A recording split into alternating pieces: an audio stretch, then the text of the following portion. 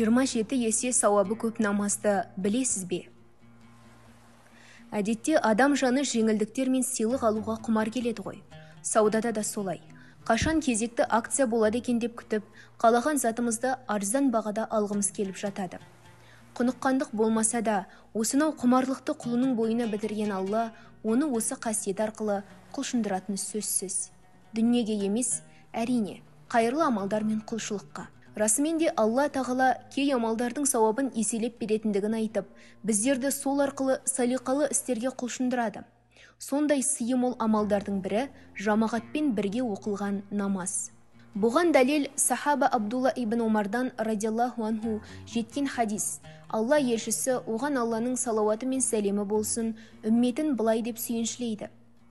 Жамағатпен оқылған намаздың сауабы жалғыз оқылған намаздың сауабынан 27 есе көп. Яғни, сіздің жеке оқыған 27 намазыңыздың сауабы жамағатпен оқылған бір намаздыкіне пара-пар. Егер күнделікті 5 уақыт намаздың барлығын мешітте жамағатпен бір сапта тұрып өтесеңіз, 135 есе, ал бір аптаның ішінде 945 есе көп сауап жинайсыз. Байқасаңыз, пайғамбарымыз көзі соқыр адамның өзін жамағат намазына ынталандырып, оның сансыз сауабы мен игілігінен мақұрым қалмауын қалаған.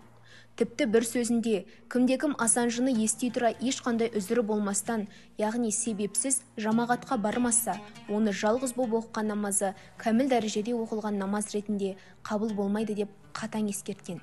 Сонда сахабалардың бірі, «Уа Алланың елшісі, үзір деген не?» деп сұрайды. Пайғамбарымыз оған Алланың салауаты мен сәлемі болсын, қауіп-қатер немесе сырқаттану деп жауап берген екен. Ендеше қол-аяғы бүтін 12 мүшесі сау, соқырда, сырқатта емес адам жамағат намасын қалайша тәрк етеді? Оны осынша оразан зор сауабынан сан соғып қалса, кейін қияметте өксіп, өкінбесіне кім кепіл? Артықшылықтары. 5 уақыт намазды жамағатпен оқудың артықшылықтары өте көп. Соның бір қатарына тоқталып өтейік. Алғашқы артықшылық сөз басында келген хадисте келтіргеніміздей, сауаптың 27 есеге еселенуі. Одан кейін күнәларға каффарат болуы. Бұл туралы Абу Хурайра радиаллаху анху риуаят етілген хадисте. Пайғамбарымыз оған Алланың салауаты мен сәлемі болсын, егер кімде-кім үйінен дәрет алып шығып, мешітке қарай қадам басса, және Алла тағаланың бұйырған парыз амалдарын орындаса, яғни жамағатпен намаз оқса, оның әр басқан қадамдарына күнәлары кешіріліп, сонымен қатар дәрежесі көтеріледі деген екен. Осыған мағыналас келген мына хадисте пайғамбарымыз оған Алланың салауаты мен сәлемі болсын айтады. Сендерге Алла тағаланың күнәларды немен өшіріп, дәрежелерді немен көтеретінін айтайын ба? Суық күнде дәрет алып, ұзақ жерлерден жамағатқа келу және намазды оқығаннан кейін келесі уақыттың кіруін күтуі. Міне, нағыз бауыр басу деген осы. Міне, нағыз бауыр басу деген осы. Міне, нағыз бауыр басу деген осы деген екен. Ал мына хадисте былай деп келеді. Қараңғы кезде мешітке барған жандарды сүйіншілеңдер. Қиямет күні сондай бір жарқыраған нұрдың болатындығымен. Осман ибн Аффан радиаллаху анху Алла елшісінің оған Алланың салауаты мен сәлемі болсын, егер кімде-кім құптан намазын жамағатпен оқыса, сол түннің жартысын намаз оқып өткізгендей сауап алады. Ал егер де құптан намаз мен таң намазын жамағатпен оқыса, сол түннің барлығын намаз оқып өткізгендей сауап алады, деп айтқанын риуаят еткен. Және бір артықшылығы Алланың разылығына бөлеп, саптағы орынға қарай сауаптың да көп болуы. Бұл турасында Убай ибн Ғақып радиаллаху анху былай дейді. Бір күні Расул Алла, оған Алланың салауаты мен сәлемі болсын, бізге имам болып таң намазын оқытты. Кейін, пәленше намазға келді ме? Деп сұрады. Келмеді. Пәленше келді ме? Келмеді. Сонда пайғамбарымыз оған Алланың салауаты мен сәлемі болсын, дәл осы екі намаз, құптан мен таң, мұнафықтар, екі жүзділер үшін ең ауыр келетін намаз. Егер осы намаздарда қандай сауап бар екенін білсеңдер, тізелеріңмен еңбектеп болса да жамағатқа келетін едіңдер. Бірінші қатар періштелердің қатарындай, ол жерде тұрудың сауабы қандай екенін білетін болсаңдар, бір-бірлерімен жарысқа түсер едіңдер. Бір кісінің келесі бір кісімен бірге оқыған намазы, жалғыз оқыған намазынан әлде қайда берекелі, әрі сауабы да мол болады. 12 кісімен оқыған намазы бір кісімен оқыған намазынан әлде қайда берекелі әрі артық болады. бірге оқығандардың сандары қаншалықты көп болса, Алла тағала да бұған соншалықты разы болды деген екен.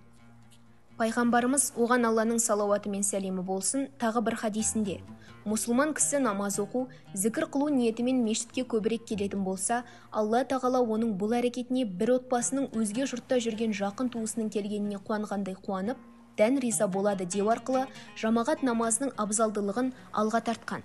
5 уақыт намазды жамағатпен оқудың үкімі. Ханафи мазхабында 5 уақыт намаз парыздарын жамағатпен бірге оқу бекітілген сүннет амал. Сәйкесінше, намазда имамнан бөлек оған ұйыған бір адам болса, сол жамағат болып саналады. Пайғамбарымыз, оған Алланың салауаты мен сәлемі болсын, көптеген хадистерінде жамағатпен бірге болуға шақырған. Себебі, көпшілікпен бірге болу пенденің иман қуаттылығына, әзәзілдің арбауына ермей, тура жолға нық тұруына, бауырластықты нығайтып, мол сауапқа ие болуына оң әсерін тигізеді. Мұны мына хадистерден байқауға болады. Жамағатпен бірге болыңдар, қасқыр жалғыз қалған қойды жейді.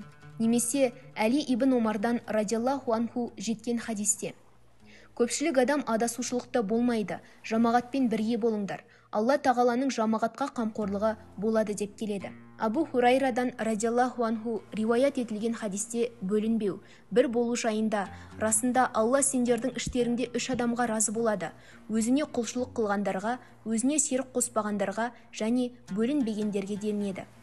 Алла баршамызды жамағатпен бірге намаз оқысында, сауапты амалдарда ықылас етіп, бөлінбеуімізді, өзінің разылығына бөленуімізді жазсын. Әмин. Видео ұнаса, лайк басып, арнама тіркеліп, қоңыраушаны баса кетіңіз. Келесі видеода кездескенше. Ассаламу алейкум ва рахматуллахи ва баракатух.